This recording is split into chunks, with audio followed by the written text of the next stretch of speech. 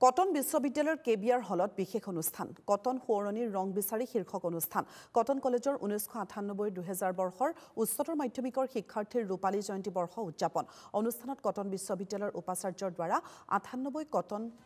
Chronicles স্মৰণিকা উন্মোচন কৰা হয় লগতে মুকলি কৰা হয় আমাৰ এই কটন শীৰ্ষক সহপাঠী সংগীত এই অনুষ্ঠানত শতাধিক শিক্ষক শিক্ষয়িত্ৰীৰ লগতে কলেজৰ কেইবাগৰাকীও কৰ্মচাৰীক সম্বৰ্ধনা জনোৱা হয় অনুষ্ঠানত মুখ্য অতিথিৰূপে উপস্থিত থাকে কটন বিশ্ববিদ্যালয়ৰ উপাচাৰ্য অধ্যাপক ৰমেশ চন্দ্ৰ ডেকা মঞ্চত বিশিষ্ট অতিথিৰূপে উপস্থিত থাকে কটন কলেজৰ 7 গৰাকী প্ৰাক্তন শিক্ষক শিক্ষয়িত্ৰী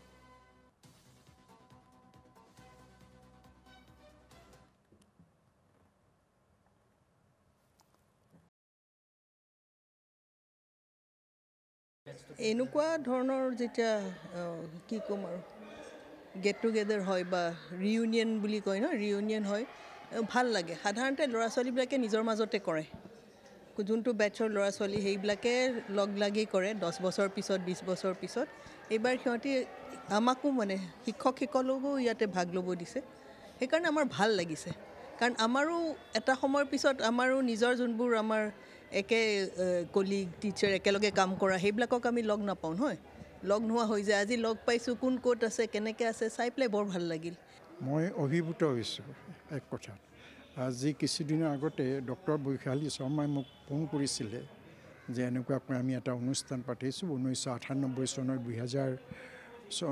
বৰ্ষৰ আমি ছাত্ৰ ছাত্ৰীসকলে আহিব লাগে মই লগে লগেই আৰু কৰিলোঁ তেওঁলোকৰ মৰমৰ আহ্বান মই উপেক্ষা কৰিব নোৱাৰোঁ আৰু তাৰ পাছতো তেওঁ কেইবাদিনো ফোন কৰিছে মই আহিব পাৰিম নে নাই গাড়ী লাগিব নেকি তাৰপাছত কালিও এনেকুৱাকৈ দুজন প্ৰাক্তন এজন হিতেন্দ্ৰ অধিকাৰী হিমাংশু দাস তেওঁলোকে ফোন কৰিছে গতিকে তেওঁলোকৰ যেনেকুৱাকৈ আদৰ সাদৰকৈ মাতিছে গতিকে তাক আৰু প্ৰত্যাখ্যান কৰাৰ প্ৰশ্নই নুঠে আজি গোটেই অনুষ্ঠানটোত মই 4 বজাৰ আগে আগে আহি পাইছোঁহি আৰু আহি অভিভূত হৈছোঁ বৰ ভাল লাগিছে আৰু মই তেওঁলোকৰ মানে শিক্ষক আছিলোঁ শিক্ষক হিচাপে মই কেনেকুৱা আছিলোঁ বা তেওঁলোকে সফল হৈছিলোঁ নাই সেই কথাটো মই ক'ব নোৱাৰোঁ কিন্তু এটা কথা মই বিনয়েৰে ক'ব পাৰোঁ যে মই কেতিয়াও ফাঁকি দিয়া নাছিলোঁ আৰু সদায় প্ৰস্তুত হৈ গৈছিলোঁ 1998-2000 আমি হাই ছেকেণ্ডেৰী বেচ আমাৰ এই বছৰ 25 বছৰ হৈছে কটনৰ পৰা ওলাই যোৱা আমি আৰু এই চিলভাৰ জুবিলি উপলক্ষে আমি দুদিনীয়া কাৰ্যসূচী এটা গ্ৰহণ কৰিছোঁ আজিৰ কাৰ্যসূচীটো টিচাৰ্ছ ফেলিচিটেশ্যন হিচাপে এক গুৰু বন্দনা প্ৰগ্ৰাম হিচাপে আমি অৰ্গেনাইজ কৰিছোঁ আৰু ইয়াতে আমাৰ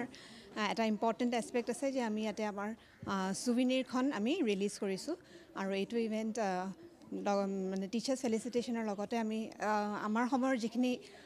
ষ্টাফ মেম্বাৰ্ছ আছিলে তেওঁলোককো যোন আমি পাইছোঁ তেওঁলোককো ফেলিচিটেট কৰিছোঁ আমি সঁচাকৈ খুবেই ভাল পাইছোঁ ইয়াৰ আগতে এবাৰ 1992 চনত যিসকল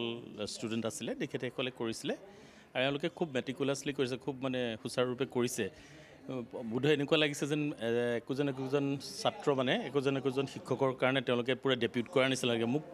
5বাৰমান ফোন কৰিলে চ' মানে খুব ভাল লাগিছে আজি এনেকুৱা আজিৰ দিনতো তেওঁলোকে ইমান সুন্দৰকৈ এইটো অৰ্গেনাইজ কৰি খুব সুন্দৰভাৱে সুচাৰুৰূপে খুব কামটো কৰিছে আৰু এইটো এনেকুৱা ধৰণৰ এলুমিনি মিটবোৰ খুবেই প্ৰয়োজন একোটা অনুষ্ঠানৰ বাবে